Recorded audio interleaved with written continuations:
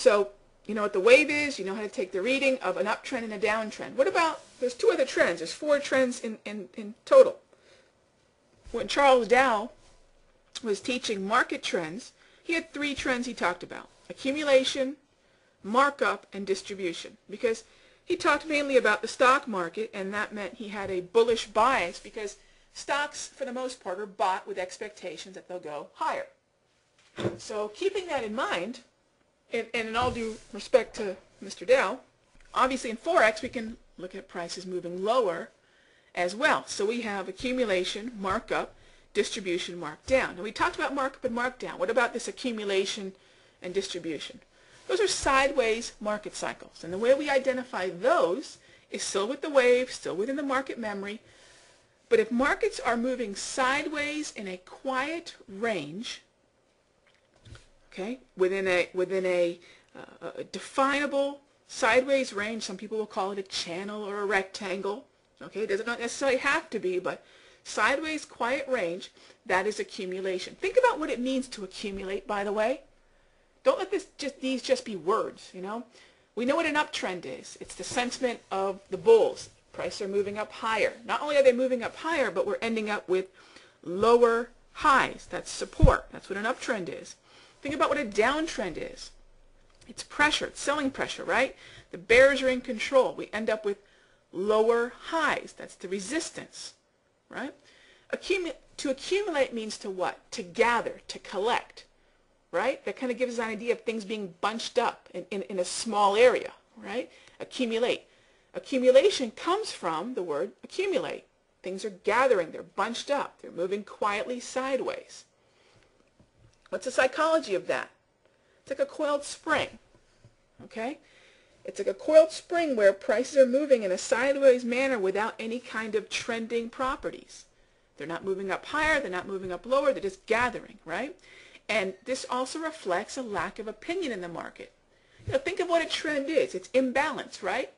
If markets are moving up higher, think about economics 101. Think about supply and demand. Things move up higher when there's not enough supply and a lot of demand. Things move lower when there's no demand and too much supply. Okay, what happens when prices are moving sideways? There's a balance, right? A balance between supply and demand. So that's what accumulation is, a sideways market. Think about the psychology of what gets us in a certain market direction. Don't just let this be, you know, just kind of a mechanical thing. Think about what the human behavior, what the human opinion is, because all we're trading is opinion. We're not really trading the euro-US dollar, we're trading the opinion of the euro-US dollar. Okay, human opinion. So if accumulation is this gathering, this collection, sideways, its cousin would be distribution. Distribution is also sideways. The distribution comes from the word distribute, and in the way that Charles Dow used to teach it, and I'm paraphrasing here, but essentially distribution would most commonly occur at the top of an uptrend.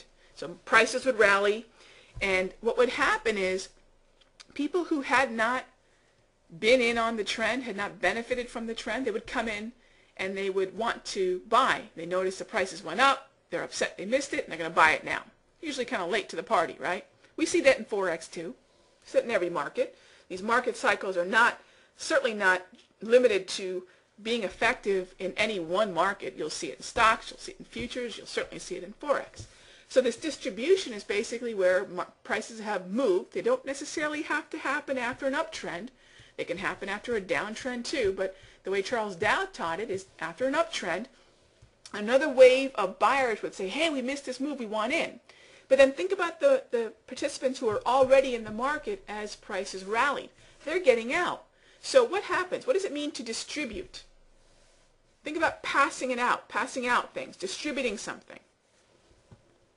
Think about what that means. So if I'm going to distribute my shares, I'm essentially doing what after a rally? I'm selling them, right? And I'm selling them to buyers. So if I'm going to have basically this distribution type mentality, one wave of participants is getting in the market, another wave of participants is getting out of it. So you end up with two pretty volatile opinions, right? You have some people that are saying, hey, this move is done, I want out. because I've been long this entire time. And you have another group saying, oh my gosh, look at this move I missed, I want to get in. Pretty wide opinion, right? Two very different objectives. And that's why distribution ends up being much more of a volatile sideways market. So accumulation is sideways, but the psychology behind it is very different, driving it. Distribution is sideways too, but again, the psychology driving it is very different. So accumulation is identified by basically a flat 3 o'clock wave angle. A flat 3 o'clock wave angle. Distribution is easier to identify by what it's not. Hear me out here. If I said that a markup is 12 to 2, markdown is 4 to 6, and accumulation is flat and 3 o'clock, the easiest way to identify distribution is by what it's not. When prices are not steep enough to be an uptrend, they're not steep enough to be a downtrend, and they're not flat enough to be accumulation, the only thing you have left is distribution. So it's a process of elimination. That's the easiest way to identify that more volatile sideways market. By the way, in that volatile sideways market, prices tend to exhaust at highs and lows. There's very little follow through because there's no solid opinion, there's no strong sentiment in the market. Prices move back and forth with a lot of volatility, but they tend to exhaust at support and resistance. That's really a key characteristic of distribution. So if I have these 4 market cycles, in my opinion, what I found is I basically need 4 trading approaches to the market. You know, some of us might like following a trend, and we might have a trend following approach, and that's great. Okay? But I have to have a way to identify the trend first. Some of us might like to trade breakouts and breakdowns from that accumulation market cycle. When the market's coiling, when there's no opinion, we wait for that momentum shift. That's great. But we have to have a way of identifying when we are in that sideways flat market. So there are momentum strategies, and there are distribution strategies and trending strategies. But when you apply them, in my opinion, should be dictated not by when you simply want to, but when the market is telling you it's trading in the market cycle that is most appropriate for that entry. Does everyone follow what I mean? So your trading entries are dictated not by the basket of entries that you have or your want to apply a certain one. It should be the market telling you, hey, I'm trending. What are your trending strategies? Hey, I'm moving sideways. What is your breakdown strategy? Or what's your fading or exhaustion strategy? It should be dictated by the market's behavior. Too often we learn a new strategy and just start applying it to the market. I like to go back to a simple tools analogy. You know, the greatest hammer in the world, the most beautiful, well-balanced, best metal, best wood handle, whatever it is, the greatest hammer in the world is useless if you have a bag of screws. It's just that simple. So it's not a matter of a strategy being good or bad.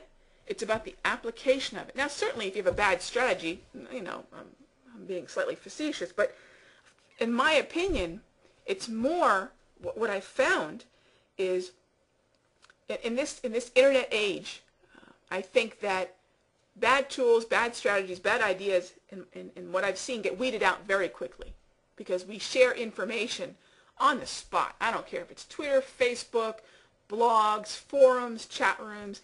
Things get found out to be good or bad very quickly, you know, at the rate information moves nowadays. So to me, it's really a matter of these strategies that you've found and collected and you've said, okay, this is how I want to trade. When do you decide to apply them? Have you thought about that before? And this is kind of a rhetorical question, but I do want you to think about that. This was something I asked myself years and years and years ago. How do I decide that I want to apply a certain strategy? Okay, if we looked at the market cycles here, and we let market cycles determine that if there's a trend, I look for trend following or trend reversal strategies, or if there's no trend, a sideways market, I wait for those either breakout, breakdown, or exhaustion strategies. I let each market cycle dictate which. So markup and markdowns, I'm looking for trend following or trend reversal. In accumulation, that sideways flat market cycle that I identify with a 3 o'clock wave, I don't know that I have. Okay, that's a pretty good example right there. Okay, not perfect, but pretty good. That might be more distribution.